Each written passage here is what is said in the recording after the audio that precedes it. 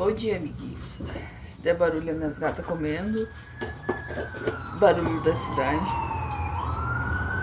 Hoje eu quero fazer uma reflexão muito mais do que ensinar algo. Ensinar algo. Acho muito presunçoso isso de ensinar algo, mas na verdade é que todo mundo é capaz realmente de passar um conhecimento adiante, né?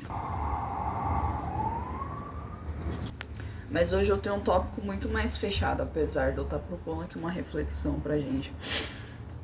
Eu queria falar sobre neurodivergências e história. Hoje eu tô focada, hoje eu planejei antes de me falar. E o que eu quero falar é baseado basicamente numa frase assim de pessoa mais velha, que é: na minha época não tinha isso de TDAH, na minha época não tinha isso de autismo.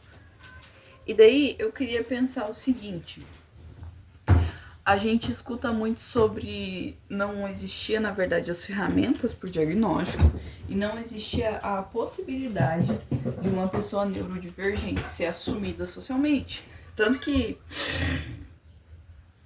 no interior tinha muito isso do fulano é especial, e aí o fulano... Meu Deus do céu, gato. Aí o fulano nunca era ensinado a nada, nunca era estimulado a nada, nunca ia pra roça, não aprendia a cozinhar, não aprendia a costurar, não aprendia a fazer nada, né? Porque fulano era especial. Eu lembro se era especial, que usava bem antigamente, assim, porque eu tô me referindo mais a interior. Mas eu acho que vocês sabem do que eu tô falando. Aí comumente com pessoas de síndrome de Down, que eu conheço, com pessoas com surdez, com pessoas com algum retardo realmente mental, com pessoas com alguma deficiência motora, várias coisas assim que são inegáveis, sabe? Que tu não tem como olhar pra uma pessoa, meu Deus, tu não tem como olhar pra uma pessoa com uma deficiência física, com uma pessoa assim visivelmente deficiente e falar: não, que isso aí não é nada, né? Enquanto que uma pessoa que tem uma neurodivergência cerebral, tu, apesar de perceber claramente no comportamento de algumas, né, tu pode sim afirmar que, não, na real nem tem nada. Mas aí o que eu tava pensando, né? Esse papo de na minha época não tinha tanto, e esse único argumento de, não, é que não tinha diagnóstico, eu acho que é um pouco superficial. Porque eu tenho pra mim, assim, na história, as sociedades adoecem de acordo com o ambiente que o humano está inserido. Então, assim, uma pessoa que está no Saara não vai morrer de frio. Uma pessoa que não está no ambiente ansiogênico não vai desenvolver ansiedade. Uma pessoa que estava em situações higiênicas ruins vai morrer de peste, como aconteceu na Europa, né? Aí esse mês eu tava falando com a minha irmã, que é professora de fundamental, e com uma outra amiga minha que também é professora, só que ela é de... não berçário, assim, mas de criança menor. E aí as duas têm alunos autistas que precisam de monitor. Inclusive a minha irmã na escola pública e na privada, que ela trabalha em duas.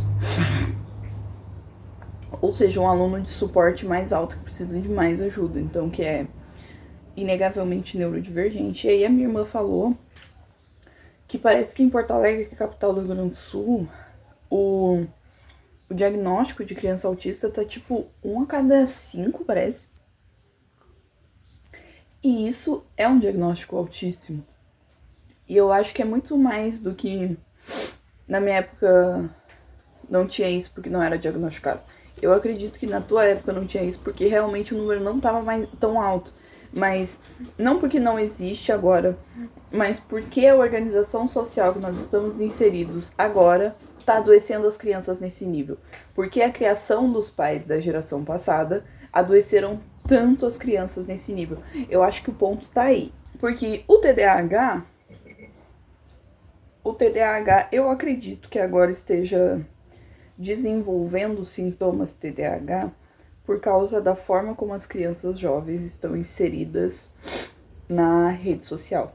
E eu não sei, não pesquisei, se realmente desenvolve-se TDAH ou se tem sintomas que emulam. Porque uma doença pode ter sintomas compartilhados, como Gripe pode ter os mesmos sintomas de resfriado, como câncer pode ter os mesmos sintomas de osteoporose. Então, é inegável que as crianças de agora estão com problemas, estão com um déficit na atenção. E isso é inegável, isso é científico. Agora, talvez esteja se confundindo com o diagnóstico de realmente TDAH, porque eu sei que TDAH é genético. Mas independente, as crianças estão com problema de atenção. Isso é fato. E aí a minha irmã falou que existe uma teoria que é devido a agrotóxicos, coisa assim. E nós estamos inseridos num ambiente tão tóxico que tá todo mundo neurodivergente. Isso é muito além de... na minha época não tinha isso é frescura. Não. Isso é, estamos inseridos em uma sociedade que está ativamente adoecendo não apenas os adultos, como as crianças. Então tá tão tóxico que elas já estão nascendo errada. Isso. E a culpa disso é nossa. E a culpa disso é nossa. Eu não tenho filho. Então a culpa disso é da geração anterior. A geração anterior criou um mundo e criou uma sociedade. Enquanto eles batem no peito falando que eles foram criados corretamente, eles não assumem os erros de que eles não souberam criar a geração atual.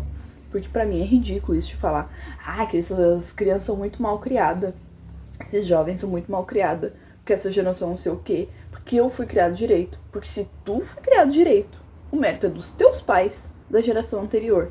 E se a geração que veio depois de ti é mal educada, a culpa é tua. O mérito não é teu de ter sido bem educado. O demérito da próxima geração não ter funcionado, esse é teu. E assim, eu fui bem criado, eu tenho uma família amorosa, eu tenho uma família que priorizava estudos, eu tenho uma família que prioriza saúde, bem-estar, socialização. Eu fui a pessoa que eu posso dizer que fui bem criada, que minhas tias tinham valores, que meus avós tinham valores, que meus primos tinham valores. Enfim, eu sou a mais nova de todos os primos, né? Daí depois de mim já é os bisnetos, assim. Eu posso dizer isso, e apesar disso eu sou doente. E aí, na adolescência, eu desenvolvi muitos problemas por abusos repetidos. Mas antes disso, eu já não me encaixava com a forma da escola. Não me encaixava com o formato de exigência. Não me conformava que eu tinha que estar lá todo dia aprendendo uma coisa ridícula. Que eu tinha que estar socializando com gente que eu não queria. E daí, ao longo da minha vida toda, me prometeram, quando chegar na faculdade, vai ser melhor. E aí eu cheguei na faculdade e era pior. Eu cheguei na faculdade e eu estudava num lugar onde era regulamentadas as provas e regulamentados os trabalhos. Todos os trabalhos tinham que ser apresentados na mesma semana e todas as provas também. O que aconteceu? Coringuei. Quando eu cheguei na universidade, primeiro dia de aula eu pensei, eu não tenho cabeça pra isso aqui. Isso vai me fazer muito mal. Mas aí eu pensei, eu já desisti da escola, eu já tô com uma fama ruim aqui, eu desisto tudo que eu começo, porque eu não dou conta mentalmente, eu vou aguentar aqui. Aguentei um semestre inteiro, e foi na pandemia, né, então acredito que eu tenha conseguido ficar mais justamente porque era na pandemia, o convívio era menor com os outros estudantes, que eu achava todo mundo burro. Não tinha a questão do deslocamento, né, gente? Acredito que eu fiquei mais por isso. Passou o primeiro semestre, pensei, matei no peito. Tive muita dificuldade com uma cadeira. Segundo semestre fui monitora porque eu não entendi nada Porque eu realmente não... Eu entendi, eu passei tudo com nota excelente, mas eu não fixei em nada. Eu fui monitora dessa cadeira pra eu refazer ela, porque apesar disso eu não rodei na cadeira, mas eu nem podia também porque eu era ProUni. Mas mesmo sem eu ter entendido nada, eu aprovei na cadeira com nota louvável, assim, com nota invejável. Refiz como monitora. Beleza, entendi. O que aconteceu enquanto eu tava na faculdade, agora eu não me lembro. Eu tive tal nível de estresse que eu tive amnésia lacunar. Coincidentemente, pouquíssimos meses antes de eu estudar amnésia lacunar na faculdade, porque eu fazia psicologia, né?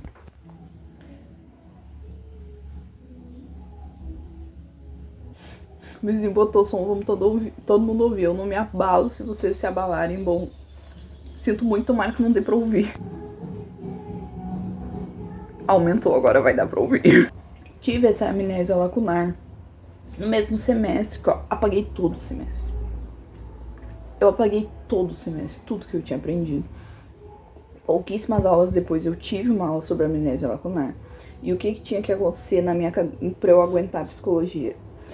Eu tinha que fazer anotação escrita no caderno depois passar pro note digitalizado, digitar, né, gente, não só escanear.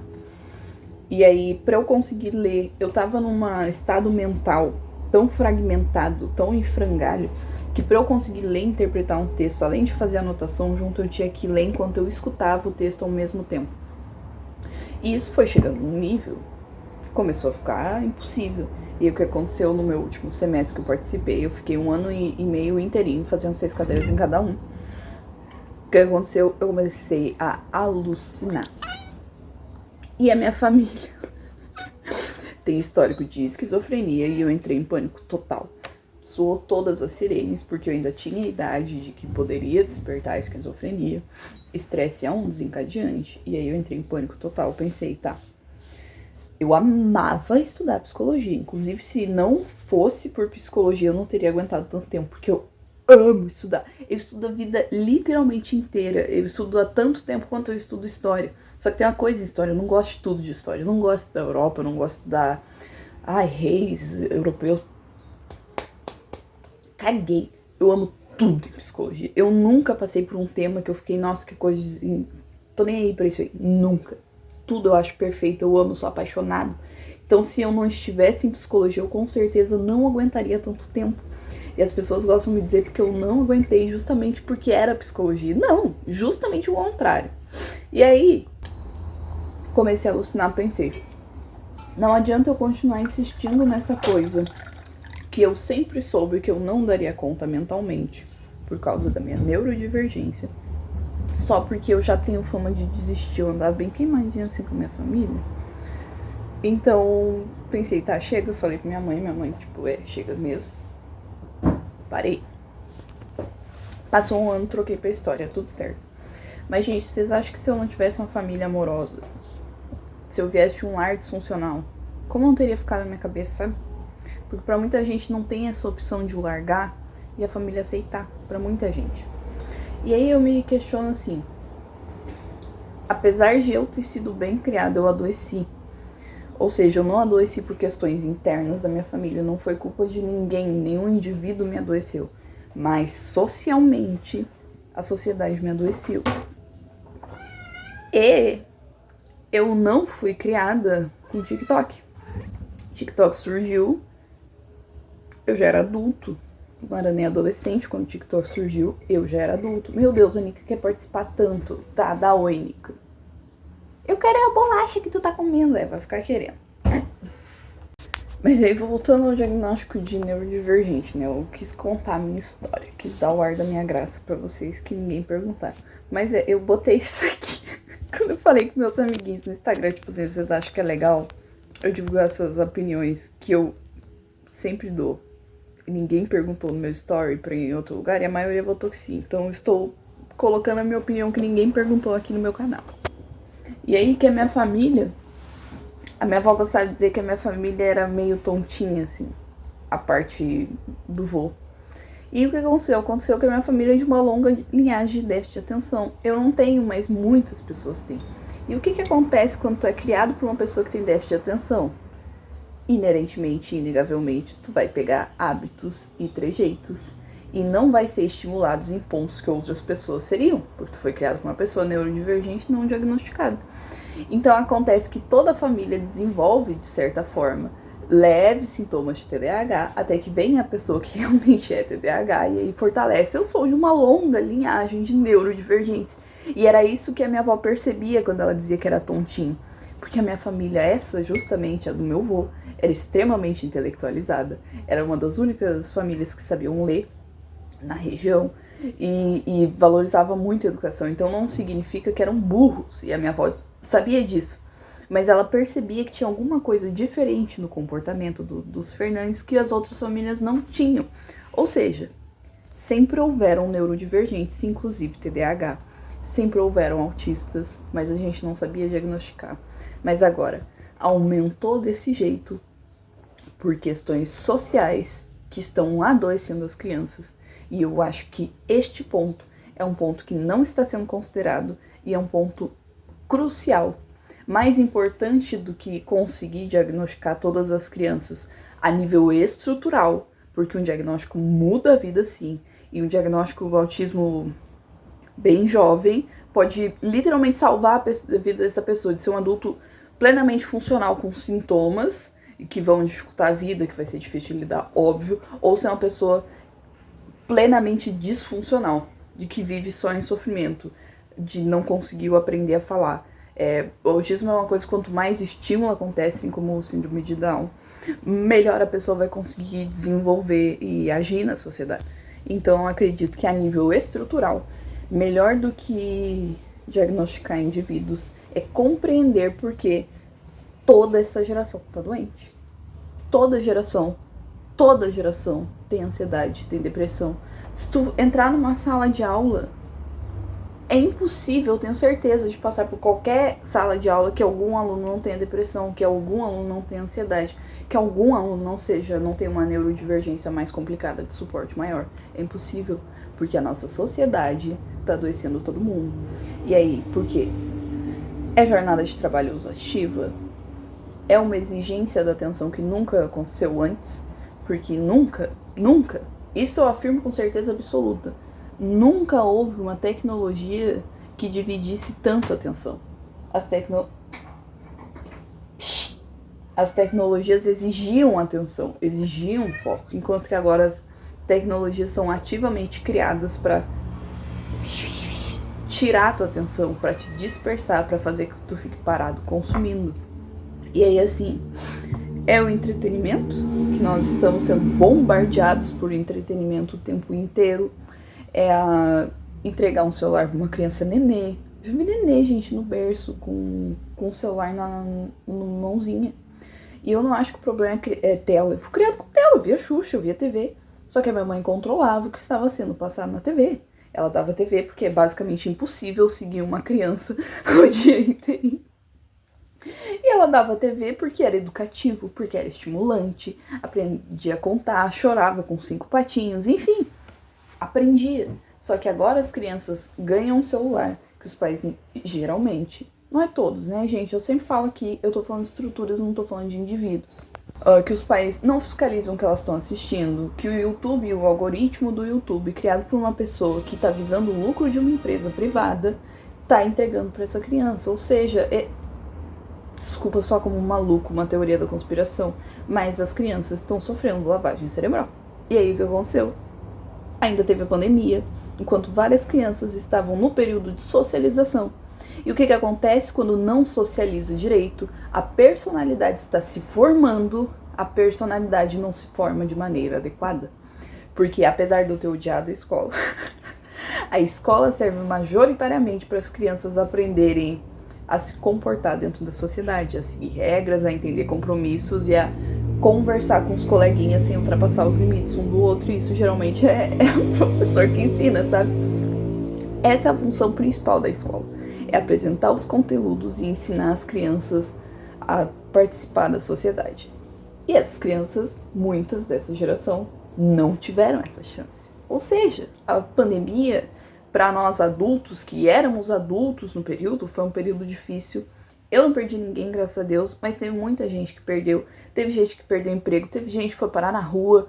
Foi um período, assim, difícil e traumático. Mas para as crianças que viveram na pandemia, eles adoeceram de forma irremediável, principalmente porque as crianças mais afetadas foram crianças de famílias mais pobres, que não têm acesso ao diagnóstico, não têm chance de colocar em oficinas de estímulo sensorial para pessoas neurodivergentes, que vai conseguir reverter esse quadro, fazer com que aprenda a lidar com isso.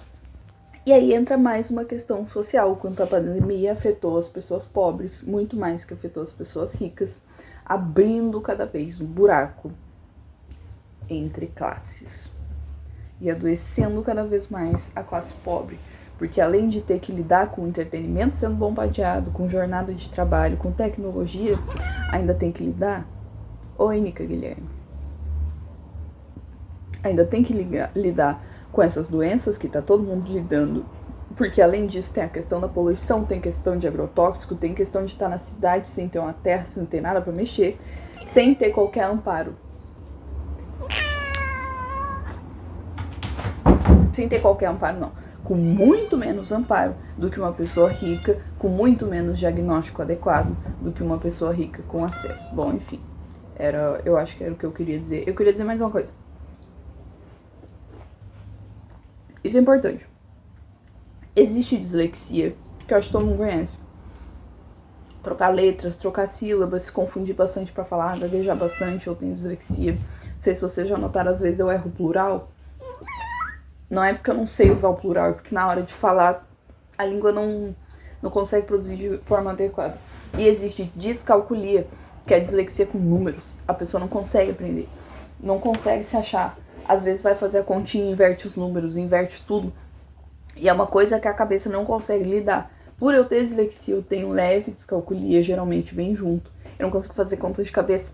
Não porque eu não sei. Porque se eu botar no papel, eu sei muito fácil. Eu nunca tive dificuldade com matemática. Mas porque se tá na minha cabeça, embaralha tudo. Aí, o que geralmente acontece com crianças que têm descalculia? Elas são colocadas como inerentemente burras. Porque matemática e português são usados para definir quem é burro e quem não é. E isso é culpa do sistema educacional. Só que como assim? A culpa é dos professores? Não. A culpa é de quem monta o currículo escolar, que não são os professores que estão dando aula pro teu filho. Porque isso é de um interesse de forças maiores. Porque quem serve ao governo são os trabalhadores. É interessante manter os trabalhadores burros. Isso não tem discussão. Isso, tanto que começou na ditadura militar, onde até então existiam faculdades particulares para filho de rico burro, porque eles não conseguiam entrar na federal. Era para isso que existia particular, para quem não dava conta da pública. A partir da ditadura militar, no Brasil, foi quando se sucateou o ensino público e inverteu. Agora, pobre não tende a não conseguir entrar na federal, enquanto a federal tá cheia de filho de rico. E quando quem é pobre tá na particular. Nossa, tava pausado. Ablei. Meu Deus. E eu acho que finalizando aqui, voltando à descalculia, não tenho certeza se eu falei, então eu vou repetir. Pessoas super inteligentes, por exemplo, a Maria Bethânia, tem pesadelo com prova de matemática até hoje, quando ela tem um show importante no outro dia. Isso é descalculia. A pessoa inteligente não conseguir entender o básico de matemática é descalculia. Porque apesar de, no ensino fundamental não foi bem ensinado, ainda conseguiria aprender 5 mais 5 na idade adulta. Conheço várias pessoas que não se formaram pontualmente por causa de matemática, conseguiram passar em tudo e não conseguem matemática, é descalculia. Eu discordo dessa caralha, porção. Que era meu ponto.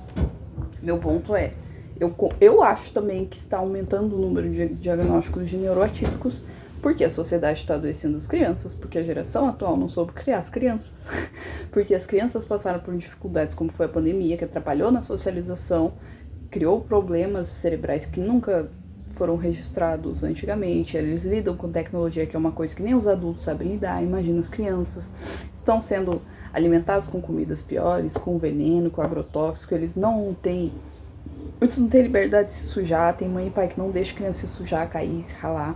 Isso tem sim, eu vejo. Muitas mães e pais não deixam a criança correr e se sujar.